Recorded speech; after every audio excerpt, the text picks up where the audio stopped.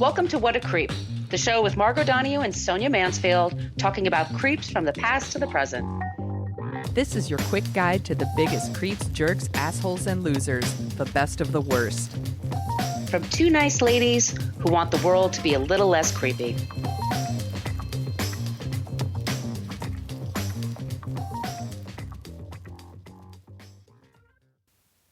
Welcome back to What a Creep. This is Margot Donahue, and my cohort in creepitude, as always, is the amazing Sonia Mansfield.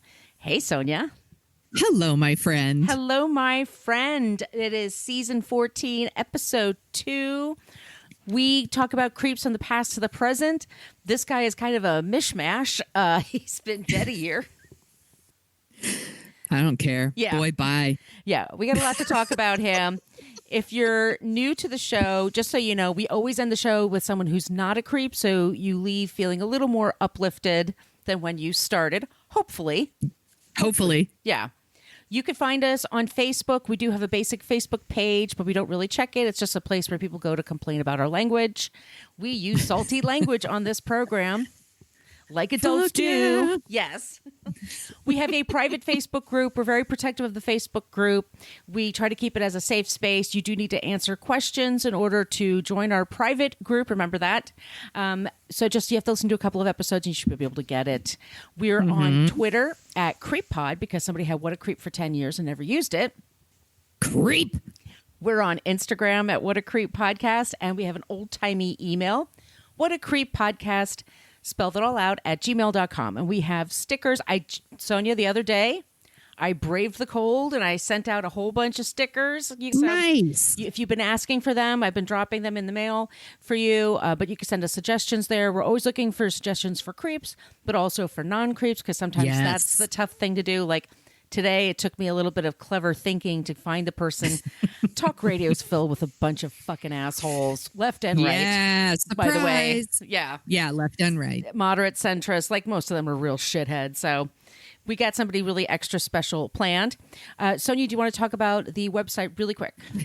Yes, you can go to whatacreeppodcast.com and you can find everything you ever wanted to know about our podcast, but we're afraid to ask. It's got a link to our Patreon page and to our merch shop where you can get shirts and masks and journals and tote bags. They're real great. I have bought stuff from there many a time. I can testify the shirts are comfy. They are super comfy. Also, we have a Patreon page if you want to help support the show. We have a couple of affordable options there.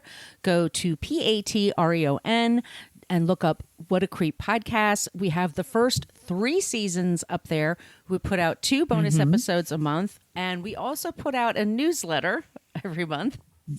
We really do. I'm sorry. This is because of my bows, y'all. My elbows. I fractured them in December, and so I have been trying to keep it light on the typing, but there is going to be a newsletter.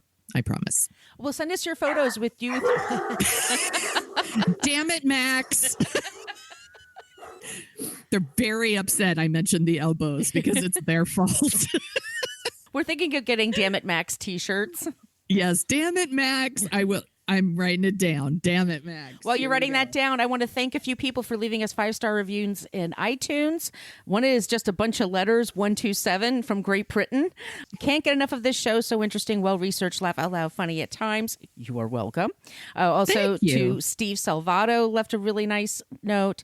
And Lynn S85, bloody love this podcast. We super appreciate that. And if you feel like leaving us a 5-star review in iTunes, we won't be mad at you. Nope. Or just click the button, for 5 stars. That's fine. But wherever you get your podcasts, if you could please subscribe and rate and review if they allow it, that would be amazing. Or just tell a friend about the show. We know, yeah, whatever. It just helps us find our people. Yeah. Sonia, the person you're talking about today would never have been one of our people. No. Who are we talking about? Not. We are talking about Rush Limbaugh. He has been on our list since the very beginning of the show. And I just felt like it was time. I didn't realize it was his birthday the week we're recording this. Timing is everything. So, in case you don't know who he is, Rush Limbaugh was one of the most listened to talk radio show hosts. and leading voices of the conservative movement in the United States throughout the 90s and 2000s. He was awarded the Marconi Radio Award for Syndicated Radio Personality of the Year by the National Association of Broadcasters. He won that 5 times. He was inducted into the National Radio Hall of Fame in 93 and the National Association of Broadcasters Hall of Fame in 98. Wow. He's very accomplished in his field. He is. And I'll say that. He is. I thought he was talented. I just didn't, I thought he was a shithead too. Yeah. You could be both. Yes, absolutely. In 2001, he got a $285 million contract for 8 years. It was renewed in 2008 for another 8 years for $400 million. Dude was so rich. By 2017, Rush Limbaugh was the second highest paid radio host in the United States. He had an annual salary of $84 million. That was second only to Howard Stern. Wow. Yeah. Like I said, crazy popular. At one point, he had 14 million listeners of his show. And think about it this way. Before Fox News, which I think started in like 96, there was Rush Limbaugh. And he was spouting his conspiracy theories and feeding the political divide. In fact, I think Rush Limbaugh and What a Creep alumni Newt Gingrich are absolutely responsible for our current political discourse. I think they're the godfather of all of it. Rush Limbaugh was the prototype for Fox News trash cans like Tucker Carlson, Sean Hannity. He ignorant buffoons like Fear Factor host turned podcaster Joe Rogan, and even disgraced former President Donald Trump. Rush Limbaugh was a garbage human being and one of the biggest creeps. I'm going to tell you how I really feel. Not pretending here, folks. Nurse, what's your face? This Is going to be very upset with this episode who left us a shit review. This one's not for you, lady. It's not for you. Sources for this episode include CBS News, Huffington Post, The New York Times, People Magazine. I love me some People Magazine. Politico, Rolling Stone, Rush Limbaugh's own website, The Washington Post, The Wrap, and Wikipedia. Always Wikipedia. Trigger warnings, racism, sexism, homophobia, and just general trash cannery. Rush Hudson Limbaugh III was born January 12th, 1951 in Cape. How did you pronounce it? Oh, crap. Cape. Gerardo. Gerardo. Sure. Wasn't there a Gerardo Missouri in the 90s? Rico. Suave. Rush Limbaugh was not suave, I'll just say. His parents were Rush Jr. and Mildred Limbaugh. He came from a political family. His father was a World War II fighter pilot. He was a lawyer and a Republican activist. His father talked politics all the time and would rant and rave about communism. Rush would later say his father was the smartest man I ever met. Sure. Rush's grandfather was a goodwill ambassador to India under President Eisenhower. Just heads up. As a boy, Rush was a loner who hated school. By the way, everything I read about him, they always referred to him as like a chunky loner. Aww. or what's the other word they used? Well, it doesn't matter. I took all that stuff out. Like, good. We're not Rush going to fat shame. No, we're not fat shaming anyone here. He is a garbage person. It doesn't matter what size he is. So we're not going to do that. But clearly I felt the need to point it out anyway because I'm the worst. So he hated school, but he loved radio. He was very into it, listened to it all the time. At age 14, his parents bought him a radio set and he was able to broadcast on AM channels like a few hundred feet from his house, kind of like Pump Up the Volume, but racist. But yeah, I get the appeal of it. Yeah, I do too. As podcasters, I would say we get it. Yeah. At 16, he took a summer course in radio engineering, and he got a broadcaster's license, and then he got an after-school DJ job at a local radio station that just happened to be co-owned by his father. After graduating from Cape Central High School in 1969, he enrolled at his parents insisted he go to college, so he enrolled in Southeast Missouri State University, but he flunked out most of his courses because he wasn't interested. He took speech. This does not surprise me. He also took dance, which surprises me. That does surprise. He was a dancer? But he flunked out, so I guess he wasn't very good. Was it like the twist? I'm trying to think of like what were the big dances. I don't know, because he doesn't seem like he would be light on his feet. But you'd be surprised. Know what I mean? Sometimes, you never know. You never know with people. Yeah. Yeah. In 1971, he worked as a disc jockey for a couple of stations in Pennsylvania. He did it under the name Jeff Christie. I don't know why he changed his name. JC. Maybe he thought it just... What? JC. Maybe that's why. I don't know if he thought it sounded better than Rush Limbaugh. Yeah, he probably hated his name. I think Rush, the name Rush is kind of made for radio. I don't know why you would change your name, but doesn't matter. He was fired from those stations. He often clashed with management. He got fired a lot. He worked at a few music stations in Kansas, Missouri. He got fired from those stations too. Kansas City? Again, Kansas City, Missouri. Yeah. Yeah. Fired from those as well because management. He quit radio for a little while in 1978, and he worked for the Kansas City Royals baseball team. He was in sales, but after 5 years, he was back on the radio, working as a news commenter. Once again, fired again for being too controversial. I will say this, to be fair, I mean, people get fired all the time in radio. For sure. It's a very volatile job market there. Yeah. If you don't click with audiences right away, they don't give you room to breathe. Right. That is not a thing. You're out of there. But you can't keep a good bigot down, right? So he got a gig in Sacramento, California, not far from where I am. He was replacing Morton Downey Jr. Remember him? Oh, yeah. Remember? And he was also someone who was really loud and had kind of an offensive style. So it seemed like a natural, kinda. So it was a natural fit. So he was hired to fill that spot. And within a year, he was the top show in Sacramento. This led to a gig at WABC in New York. That was his flagship station throughout most of his career. He became nationally syndicated in 88. And for more than 20 years, he did radio, and then he branched into television, books. He wrote a lot of books, including children's books. Stop it. Because you got to train them young. Yeah. Got to train them young. Yeah. And he did, of course, like speaking tours, and he broadcast everything on the internet too. So he was everywhere. Mm-hmm. Throughout his career, Rush has said and done some really terrible things.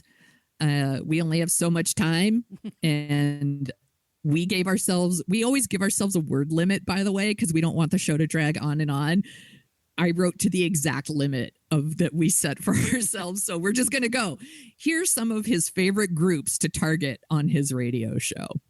He loved to talk shit about women. That was his favorite. I like to think it's because no self-respecting woman with half a brain would date him because he's a disgusting pig.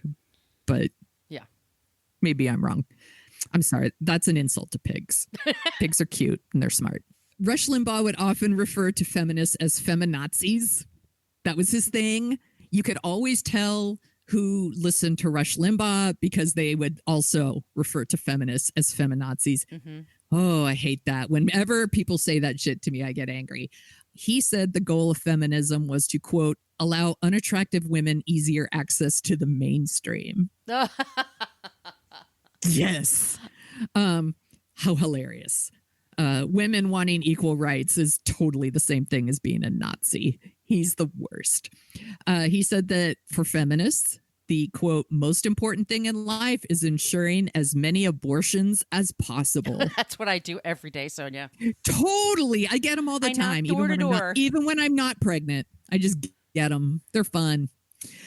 When he was talking about the 2017 Women's March, he would often refer to it as the deranged feminazi march. I was there. Yeah. In DC. In 2012, Sandra Fluke, a Georgetown University law student, she testified in a congressional hearing supporting Obama's requirement that health insurance cover birth control. Sure. Seems like something, if you're against abortion, you should be supporting, but that's a whole other topic. Rush went after her. He called her a slut and a prostitute because that's who needs birth control.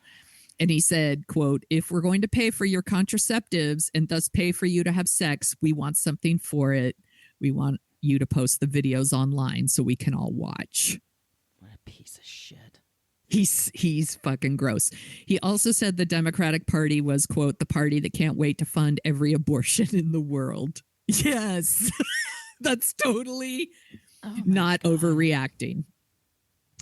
When he wasn't making fun of feminists or calling women sluts for wanting to have birth control, he was dismissing the idea of consent in sexual relations. In 2014, he criticized a policy at Ohio State University that encouraged students to get verbal consent. Yes. And he said, yes, because once again, not sure how consent became a political issue, but here we go. He said, how many of you guys have learned that no means yes if you know how to spot it? Ugh. Yes. He also said that consent, quote, takes the romance out of everything. Because rape is super romantic. I'm trying to fake you into doing something. That's part of the fun. Yeah. Ugh. This is also about consent. He was defending disgraced former President Trump on rape charges, saying the left only cares about consent and we have no morals. So I don't understand this, but he says if there is consent on both or all three or four sides, however many are involved in the sex act, it's perfectly fine. If the left ever senses and smells that there's no consent in any part of the equation, then here comes the rape police. Well, yes, there are rape police out there for good reason. Rape is against the law. They're called the police. It's good to know if somebody didn't want to do something, that it was done against their will. Yes. Whatever it is. It's the sex part that makes people all of a sudden, they think it's like very mysterious or something. I don't understand. Here's his argument. This is the argument he's making. You can get consent for an orgy, therefore consent doesn't matter. Do you think he's ever been in an orgy? No. Okay. No. I don't either. I think Yeah. He also I haven't whenever either, they talk Not that there's anything wrong with that.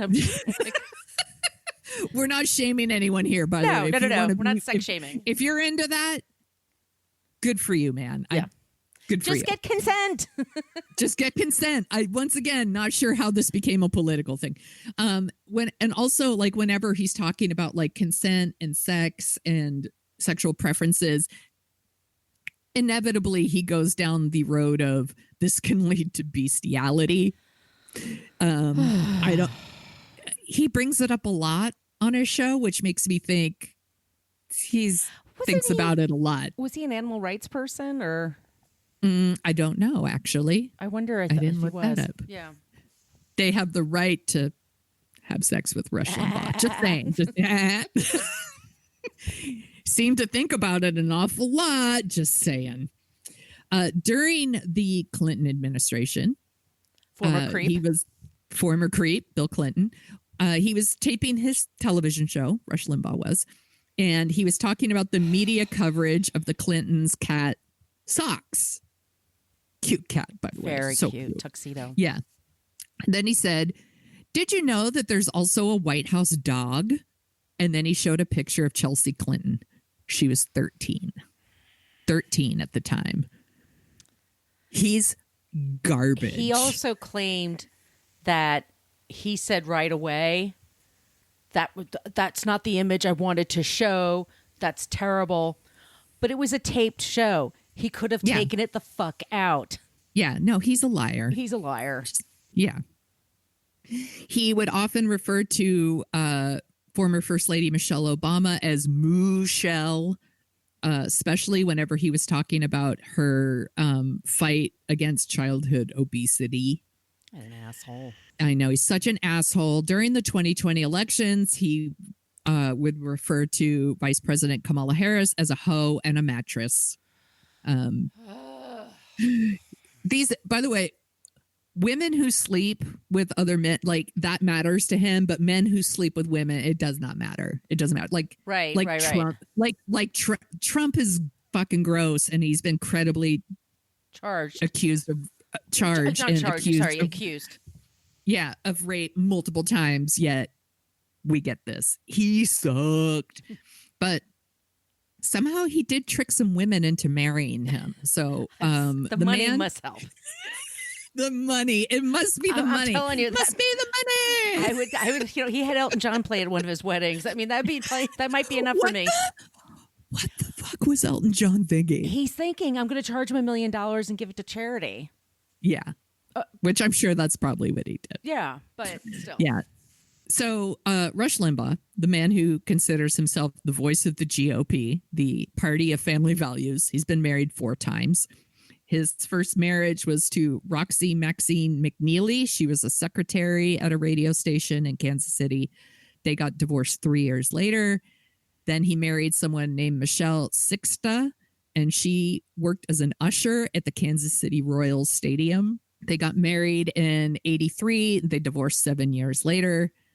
Then he married Marta Fitzgerald. She was an aerobics instructor. Ooh.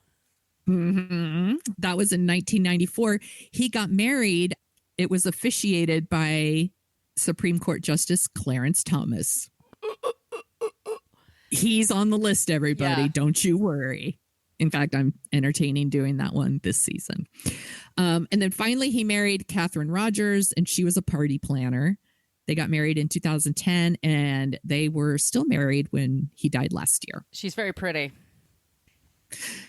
Yeah, it doesn't make sense to me. Just saying. It's just I saw the pictures like, wow, she's really pretty. She is. He loved to mock the homeless. That was another one of his favorite things. Whenever he would talk about the homeless on his show, he would play the song called Ain't Got No Home by Clarence Henry. That's from Clarence Frogman Henry. Yes. That's from Lost Boys. When he's singing in the bathtub. That's the song. Oh, yes. Okay. Nanook, thank you for that. Everything's about the Lost Boys for me. Everything goes back to the Lost Boys. He also said that all homeless people were mentally deranged. He has no empathy for people. No, I mean, some of them are very ill. And, somebody in his audience maybe has someone in their family that's in that situation and they don't, there's a lot of shame around it and it's bullshit. Yeah. Yeah. He has no empathy. One of his other favorite topics is race. Sure. I'm sure he's an expert. Yeah. He once argued that slavery was good. Because of Christianity? Slavery built the South. Oh. He's like, I'm not saying we should bring it back. Oh. This is what he said. I'm just saying it had merits. For one thing, the streets were safer after dark. Oh, Jesus fucking Christ. Yeah, because white men don't commit crimes? Yes, exactly. For fuck's sake. Did you ever hear about the Old West, the Wild West? Like after hours? Drinking and guns and, oh, for fuck's sake. Yeah, fuck this guy. By the way, like almost every mass shooting we have in this country is committed by white men. Yeah. Almost all of them. Yeah. But tell me once again about how the streets are safer. Fuck this guy. He once said the NFL looks like a game between the Bloods and the Crips without any weapons. He said the NBA should change their name to the TBA, the Thug Basketball Association, and that they shouldn't be teams. They should be called gangs. It gets this. One time, a black man called into his show and he told him to take a bone out of his nose and call him back. He said of the genocide of Native Americans, what was it? Holocaust, 9 million Indians, ? Only 4 million left. They have all the casinos. What's to complain about? Ay, ay, ay. He also spread the false claim that President Obama was not a citizen of the country, which started a whole thing in this country and was picked up by, once again, disgraced former President Donald Trump. And his spouse, who said it on the air many times before he ran for president. Yes. Which, not true, by the way. He would also say that Obama would say he was Christian, but then he's like, where's the evidence? What the fuck? What, you have to... It doesn't... First of all, it doesn't matter. You don't have to be Christian to run for president in this country. And also, who cares? Fuck off. He's such an asshole. Like he goes to church every Sunday. Yeah, right? Okay. During the camp, when Obama was running for president the first time, he kept playing this racist parody song called Barack the Magic Negro on the air. And just to top it off here, to show that he's equal opportunity offender, he would also say that all Latino immigrants were lazy and dependent on the government. What a piece of shit. He's such a piece of shit. He also, another one of his favorite targets, the LGBTQIA community. Some of this is going to be really upsetting, y'all. The whole episode's upsetting, but this sucks. He would claim, first of all, he claimed that AIDS was not spread to the heterosexual community. Of course not. True. No, it just jumped. Yeah, it just knows you're it can tell whether or not you're gay or straight. Just viruses know. Yes. They know. What an idiot. We're talking about like hundreds of thousands of people would die from AIDS every year. Limbaugh was running a segment on his show called The AIDS Update, and he would make fun of gay men who died, and he would play Dionne Warwick's song, I Will Never Love This Way Again. When Freddie Mercury died in 91, he played Another One Bites the Dust. Ugh, fuck you. Yeah, right? Your ghost, Rush Limbaugh. Fuck your ghost. Seriously, what an asshole. Like, don't even talk about Freddie Mercury, Rush Limbaugh. Get his name out of your filthy fucking bigot mouth. He wasn't fit to tie his shoes. He wasn't fit to even sit in the back row of a stadium. Fuck you. He always the worst. He also, when he talked about AIDS, he would call it the only federally protected virus because the government actually put money into trying to fight it. So amongst he would say, like, many other things, but yeah. Yes. And by the way, also all transgender people are mentally ill in Rush Limbaugh's eyes. He's trash. Yeah. He's trash. He was an outspoken critic of what he would say all the time, like, we're too lenient on drug offenders. We're too lenient. This is my favorite. He would say that drugs were destroying the country and that people violating the laws they should be convicted and sent to prison. They should get like the steepest penalties. Then in 2003, it's reported that Rush Limbaugh was being investigated for prescription drug abuse, oxycodone and hydrocodone. All the news organizations picked it up. He was arrested on drug charges and doctor shopping, which, if y'all don't know what that is, that's when you visit multiple doctors to get multiple prescriptions for drugs that you can't just buy. Yeah, he's an addict. He had 2,000 painkillers on in his possession. Wow. That's a shit ton. That's like Elvis level. Yes. So he gets arrested. He posted a whopping $3,000 bail. $3,000. Are you fucking kidding me? No. He took a 5-week leave from his program. He did go to rehab, and he acknowledged that he was addicted to pain medication. He said he had severe back pain. I'm sure he did. I'm not going to make fun of him for having an addiction, obviously. Like, that's super serious. Yeah. But he is a massive hypocrite who thought we should be shitty to addicts until he was an addict. Well, he's one of, he's probably like, those people who sell weed to children. Ooh, put them away for like 20, 30 years. And turns out it wasn't that problem. It was something else. Right. The trial for his drug charges, they dragged on for like 3 years. Eventually, prosecutors agreed to drop the charges if he would pay for the cost of the investigation. So it was like $30,000. Yeah, throw money at it. It's like fucking nothing. He did an 18-month therapy, with a physician. He agreed to random drug testing, and he had to give up his gun for 18 months. Ooh. It's a fucking slap on the wrist. Yeah. Dude lived in a 24,000 square foot Palm Beach oceanfront estate. He had half a dozen cars. One of them cost almost $500,000. And he also had a fucking jet. Dude had a jet. That's real money. We're talking real money. This is the man who, by the way, would refer to himself as America's anchorman. And he claimed to represent the views of average Americans. He lived for years in New York in a luxury condo that overlooked Central Park. They all do. Yes. He sold it in 2010 for almost $12 million. He did it because New York increased their taxes, right? And he's like, well, I don't want to pay my fair share. Right. So he moved to Florida.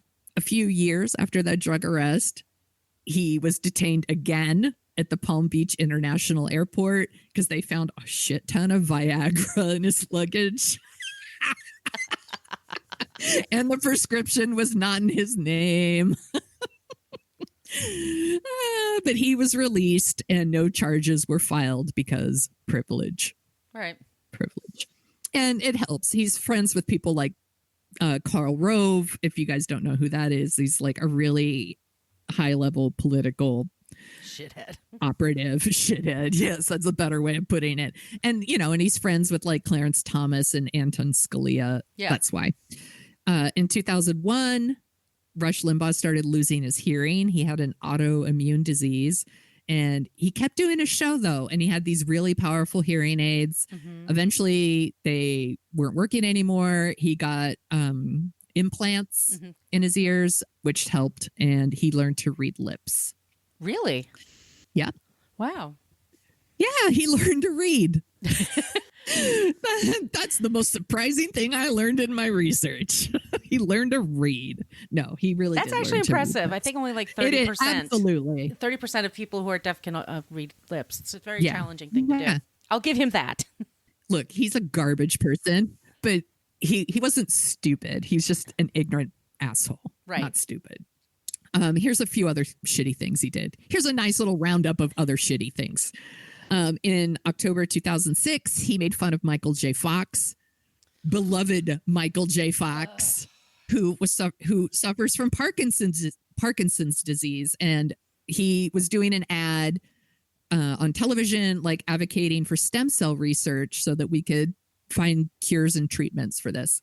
And Rush said that Michael J. Fox was moving and shaking and like he was doing like an impression of Michael J. Fox when he was doing it. It was really bad.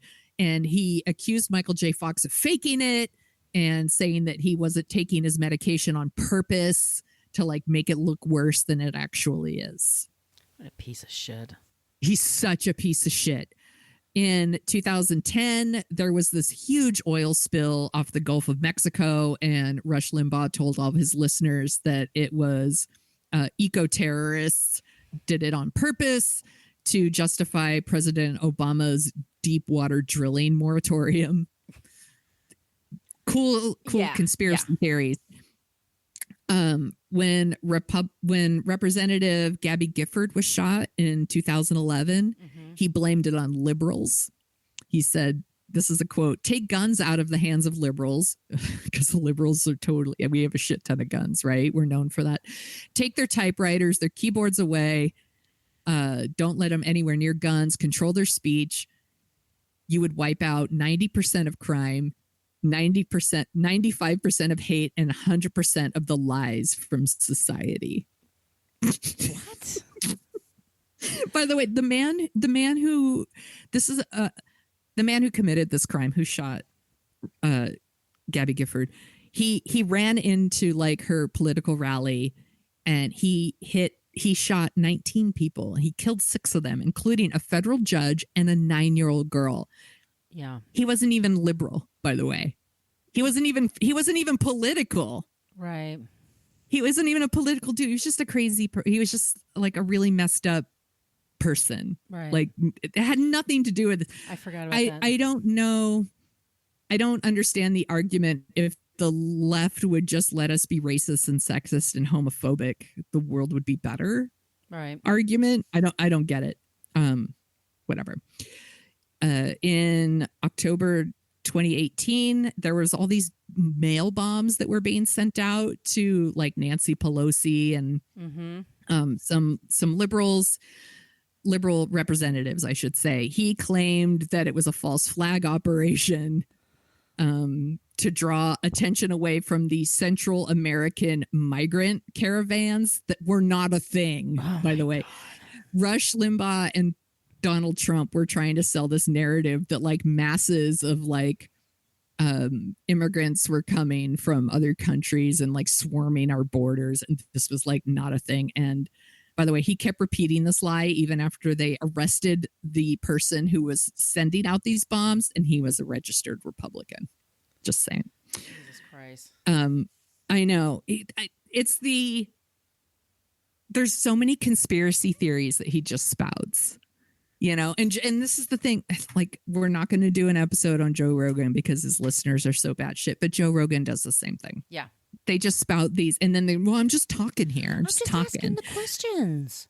I'm just asking questions, man. And they fucking feed this false narrative that gets people, it just divides us even further. And there's no talking to these people. Like, by the way, have you seen the video of Joe Rogan being confronted with facts? Oh, yeah, that's my favorite thing. It ran yesterday. It's my favorite thing. It's my favorite thing right now. But also it's terrifying because there's no talking to someone like this. This isn't what I usually read. Like, no shit, really? Yeah. Fucking asshole. He's the worst. There was a mosque shooting in March 2019, and he also claimed that that was a false flag operation. Yeah, sure. Yes. The white supremacist Unite the Right rally that won in August 2017, which, by the way, someone was actually murdered at. He claimed that it was funded by George Soros. Oh, sure. Sorry. And yeah, and a second American civil. It's all about starting like another civil war. The liberals want to start another civil war. We totally do. That's all we think about. That's all we talk about. Yeah. I was at that. Yeah. At the last meeting. Yeah. That's all we talked about. So this garbage person who has said and done all these awful things, this racist, sexist, hypocritical bigot who's done nothing but feed anger and ignorance, got the Presidential Medal of Freedom from former President Donald Trump. Here, the Presidential Medal of Freedom, it used to mean something. It did. It was given. It was to recognize people who've, this is a quote, made a contribution to the security or national interests of the United States, world peace, cultural, or other significant public or private endeavors. I guess the meaning was changed. Where's Ted Nugent's? Yeah, right? What the fuck? Ted Nugent, Kid Rock. Yeah. Actually, that could very well fucking happen.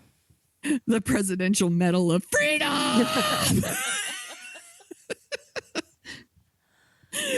It's so ridiculous. He got this medal. It was the day after he announced that he had advanced lung cancer. But don't worry, he didn't let lung cancer stop him from being awful. In his final months, he said that President Joe Biden did not win the election, feeding that whole false narrative. He downplayed COVID-19, suggesting it was just the common cold, and it was all just a overblown thing being weaponized against Trump. And here we are into year 3 of a fucking pandemic, right, because of assholes like this. He died on February 17th, 2021 from lung cancer.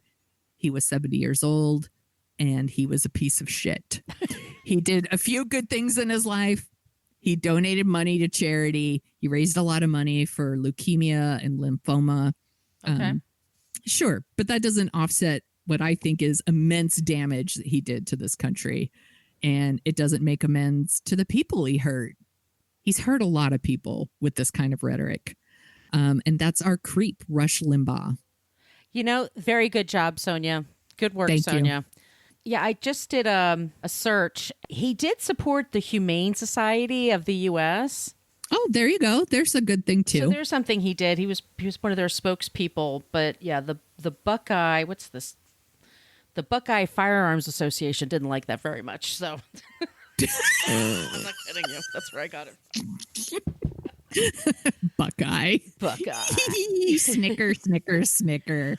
Oh, I was just going to say, there's like a lot more that Rush Limbaugh has done. Like I said, I tried to keep it to our word limit. I do want to mention that Al Franken wrote a pretty funny book about Rush Limbaugh back in the day called Rush Limbaugh is a Big Fat Idiot and Other Observations. I couldn't get into all of it. So maybe for some bonus app. There's also people have mentioned, and I've listened to it. It's Behind the Bastards as a podcast, and they did like 2 or 3 episodes devoted to him. Yeah. And they're very detailed. They're much more detailed than we are. We try to keep it brief here. Yes. Just the overview. But yes. Yeah, it's fun to get it over with, right? Like once you're done, it's such a relief. It feels good. I'm like, I don't have to think about this prick anymore. Well, we'll see how this plays. Once I hit send. Okay, do you want to hear about somebody who's not a creep? Oh my God, please. She is also from Cape Girardeau. I think that's how you pronounce it. Missouri. Same town as our creep today, Rush Limbaugh. She was born a year later in 1952. Her name is Linda Maxine Godwin. And she's one of the few women that have been to space. She's a NASA astronaut. She is a scientist. She also went to Southeast Missouri State University, just like Rush, probably at the same time. She actually finished. And there is now the Linda Godwin Center for Science and Mathematics. That's a whole wing there. She married an astronaut. She has been retired since 2010. She spent 38 days in space. She spends 10 hours outside the shuttle on a pair of spacewalks. Oh my gosh. Yeah, she's just incredible. She's part of the American Physical Society, the 99, I don't know what that is, but the 99s, and the Association of Space Explorers, Aircraft Owners, and Pilots Association. She's also considered one of the top people from Missouri. She's gotten awards so NASA Outstanding Performance Rating. She's also sustained Superior Performance Awards, Outstanding Leadership from NASA, Outstanding Service from NASA, and the NASA Distinguished Service Medal. She's super duper smart. She's married to a fellow astronaut, Steve Nagel. He had been her commander on her first space flight. Ooh. So that probably was kind of like a little bleak. Sexy space. And I don't know who was this, but I saw this on YouTube the other day. And there was some guy that went up in a space shuttle and he brought with him a gorilla suit and he didn't tell anybody. And then he put it on. I think that was Gabby Gifford's husband, by the way. He sounds amazing. Yes. So she joined in 1980 and she part of NASA. That was her entire career. She's just this fascinating person and she still is a proponent of the space program and she gives speeches now trying to encourage especially women to join, to go into the sciences. And she also is encouraging space flight because here's the funny thing, because I used to have friends that complain all the time, why do we put so much money into the space program? We could put it into violin sections or I don't and I'm like because science, dude, you learn things from science that can be applied to so many other things. So she is a proponent of that. She's one of the top Missourians, I think that's how you pronounce it. And once again, her name is Linda Godwin, PhD, and former NASA astronaut. Excellent pick. She sounds like a real feminazi. Exactly. No, that's a really good pick. She sounds rad. She is rad. And by the way, Sonia, speaking of rad, yeah, if you like the sound of our voices, oh yes, and golly, if you've made it till now, you probably do. I hope so. We co-host a show called Dorking Out, where we dork out about movies. Right now, we have Sneakers. Yes. Because of Sidney Poitier and River Phoenix. We wanted to talk about that and tell them what's going to be our next episode. We are going to talk about RoboCop on our next episode. Hi-yo. It is streaming right now on Amazon Prime, and I'd buy that for $1. I can't wait to watch RoboCop because I know it's going to hold up like a motherfucker. It will, I'm like excited. A motherfucker. All right. If you have any ideas, suggestions for creeps or non-creeps, reach out to us on social media. We love it when you use the Annie Potts GIF. We got one from Ghostbusters. Or you could be clever and pick something for yourself. Send us an email, whatacreeppodcast@gmail.com, once again for your comments and suggestions. But also, if you would like some stickers, I will drop them in the mail for you. And Sonia, where can they find you? You can find me at thesoniashow.com and The Sonia Show on Twitter and Instagram and TikTok. And if you want to find Dorking Out, you can find it dorkingout at dorkingoutshow.com. Where can people find you, Margot? You can find me on social media at Brooklyn Fit Chick, mostly for Twitter and Instagram. I do have a TikTok under the name Margot Donahue. My site is brooklynfitchick.com. This has been so much fun. Next week, we have a whole new asshole. He's a literary asshole. A whole new asshole. A whole new creep is coming up next week. He's an artistic creep. He's a literary creep. People are talking about him right now, so I figured that would be fun to do. And in the meantime, everybody, stay safe, wash your hands, wear those N95 masks. Yes. When you're in stores and shit like that. Don't be a creep. Creep.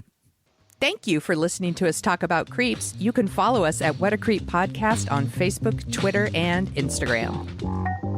But don't follow us too closely. You can email us your creepy stories at whatacreeppodcast@gmail.com. But please keep your dick pics to yourself.